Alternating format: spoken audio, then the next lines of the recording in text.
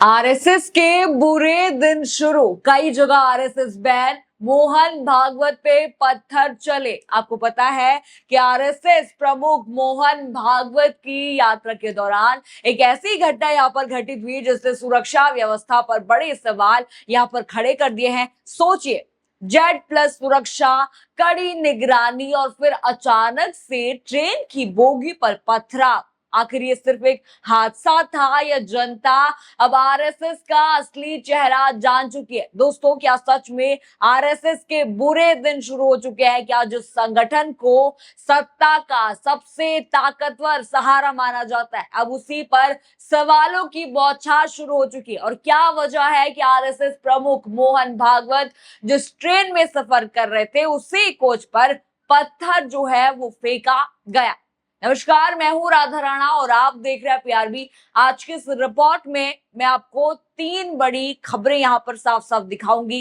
पहली खबर मैं आपको दिखाऊंगी मोहन भागवत की यात्रा के दौरान जो पथराव की घटना यहां पर हुई है ना, जिस घटना का यहां पर पथराव हुआ है, सिर्फ उन्हीं की बोगी पर पथराव यहां पर हुआ है। दूसरी खबर मैं आपको दिखाऊंगी ईरान के दूतावास द्वारा भारतीय मीडिया की चर्चित चैनल जो है आज तक की एंकर जो है अंजना को ईरान ने जो हड़काया है, वो खबर भी मैं आपको दिखाऊंगी। और तीसरी खबर मैं आपको दिखाऊंगी प्रधानमंत्री नरेंद्र मोदी और डोनाल्ड ट्रंप के बीच हुई बातचीत का।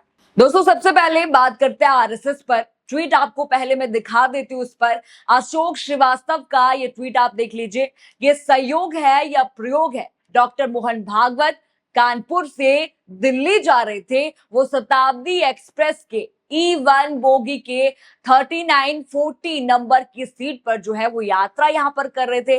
गाड़ी जब फिरोजाबाद से गुजर रही थी तब ट्रेन पर पथराव हुआ।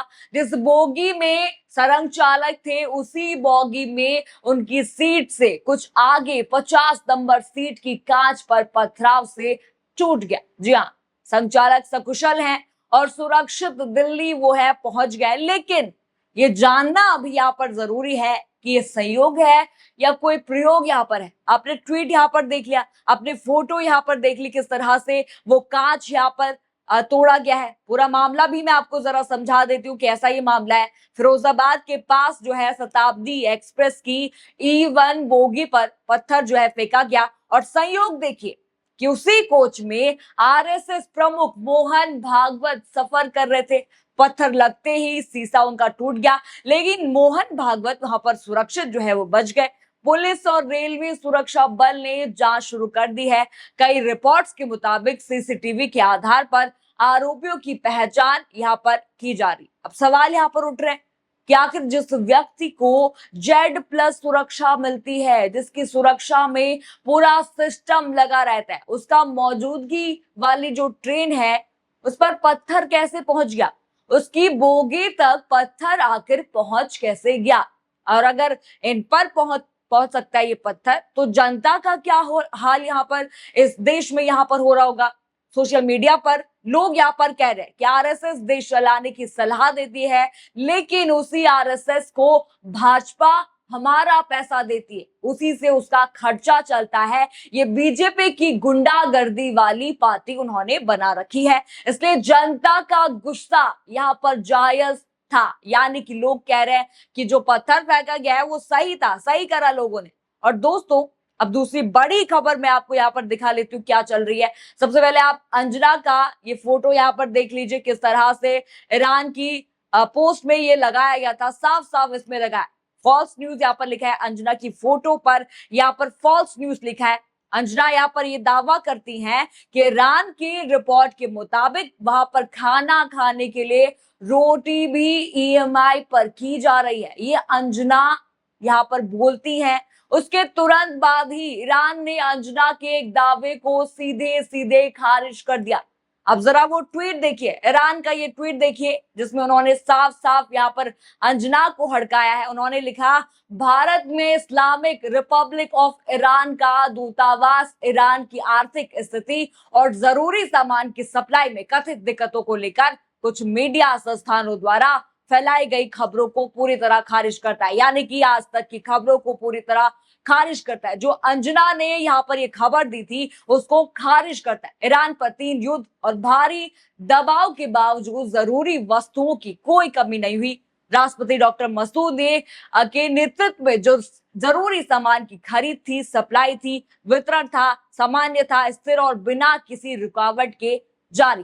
दूतावास भारतीय मीडिया से आग्रह भी कर रहे हैं यहाँ पर, जी हाँ, ईरान से जुड़ी खबरें केवल विश्वसनीय हैं और आधिकारिक स्रोतों से ही प्रकाशित उनको करें। अच्छे से खबरें दिखाए, सही खबरें दिखाए, झूठा नैरेटिव हमारे देश के बारे में आप लोग मत फैलाइए। यानी साफ शब्दों में ईरान कह रहा है कि कुछ भारतीय मीडिया जो है कि गलत जानकारी यहाँ पर चला रहे हैं। खासकर अंजना जी, लोग यहाँ पर कह रहे हैं कि अंजना आप तो शर्म करो। लोग ट्वीट करके यहाँ पर कह रहे हैं कि आप तो शर्म करो, तुमने हमारी इंटरनेशनल बेइज्जती यहाँ पर करा दी है। लोग साफ कह रहे हैं गोदी मीडिया जैसी पत्रकारिता अब कम यहाँ पर करो, थोड़ा तो शर्म करो। कभी तुम कहती हो खान सर गलत है, कभी तुम कहती हो 2000 की नोट में जो है चिप यहाँ पर छुपा है। ये फालतू के मुद्दे पर जो है अपना ध्यान थोड़ा कम लगाओ, देश के असली मुद्दों पर बात करो।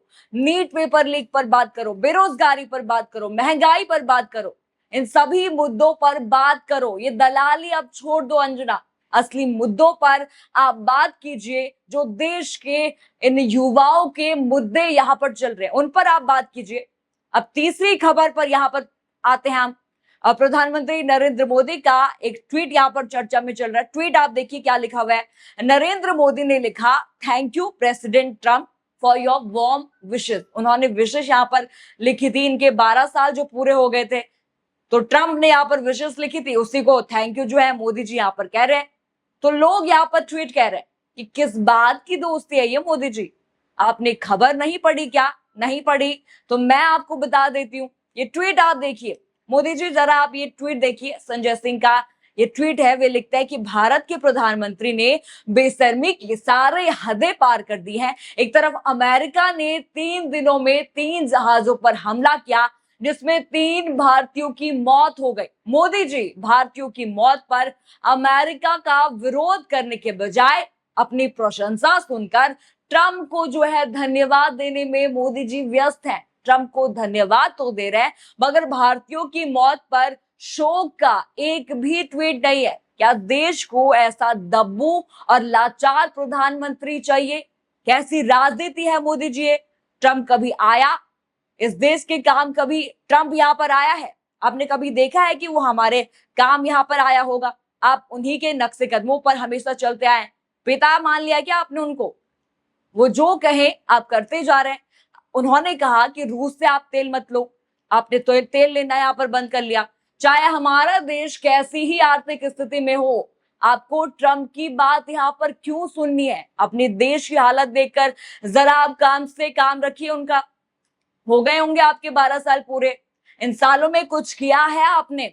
रुपया जो है तेजी से गिर रहा है। पहले सिलेंडर का दाम होता था 500, अब आपने देखा है कितने रेट बढ़ गए, 1000 के पार चला गया है सिलेंडर। महंगाई, बेरोजगारी, पेपर लीक, कभी इन पर तो बात आप कीजिए। इनसे तो आप दूर भागते रहते। इनकी जगह आप कहते हैं मेलोडी लीजिए, मेलोडी खाइए। इनकी जगह आप कहते हैं कि आम का सीजन है, आम आप खाइए, पानी आप पीजिए। कभी इन मुद्दों पर भी बात कीजिए। दोस्तों, कुल मिलाकर तस्वीर बड़ी अजीब सी इस देश में हो गई है। पत्रकार, देश का मेन स्ट्रीम मीडिया गलत खबरें यहाँ पर चला रहा है, यानी कि गोदी मीडिया की तरफदारी यहाँ पर कर रहा है। एक तरफ आरएसएस प्रमुख की ट्रेन पर पथराव की घटना ने पूरे देश में सुरक्षा व्यवस्था पर यहाँ पर सवाल खड़े कर दिए। दूसरी तरफ ईरान ने भारतीय मीडिया कर्मी यानी कि अंजना की हिदायतें यहाँ पर उनको हिदायतें देते हुए नजर आ रहे हैं। और तीसरी तरफ मोदी जी देश के मुद्दों को छोड़कर अमेरिका को थैंक यू बोलने में व्यस्त है, वे लगे हुए। ऐसे में क्या हाल होगा इस देश का जब नेता, जब पत्रकार, प्रधानमंत्री का यही हाल है, तो जनता का भला इस सरकार में सोचना तो काफी बड़ी बात हो जाएगी। खैर, आपको क्या लगता है इस खबर पर? हमें कमेंट करके आप जरूर बताइए। साथ ही चैनल को सब्सक्राइब करें, लाइक करें, शेयर करें और बने रहिए पीआरबी के साथ। धन्यवाद।